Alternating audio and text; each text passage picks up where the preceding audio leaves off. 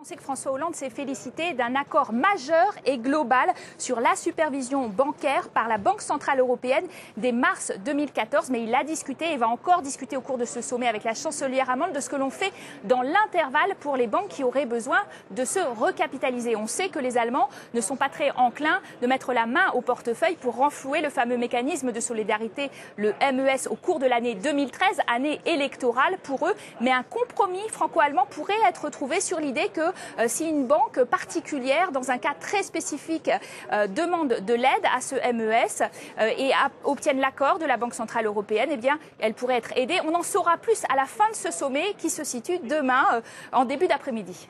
Mais on va terminer, rassurez-moi, l'année sur de bonnes nouvelles.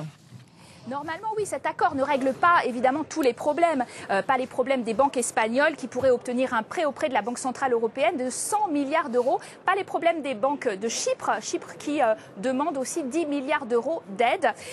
Il reste évidemment des pays très endettés dans la zone euro, le Portugal, la Grèce, l'Espagne et puis l'Italie qui est dans la tourmente après la démission de Mario Monti. Mais c'est vrai que cet accord sur la supervision bancaire permet de briser un cercle vicieux très important, le cercle banque en difficulté, renflouement par les États et du coup État en difficulté et trop endetté. C'est une démarche fédéraliste qui est de très bon augure en cette fin d'année.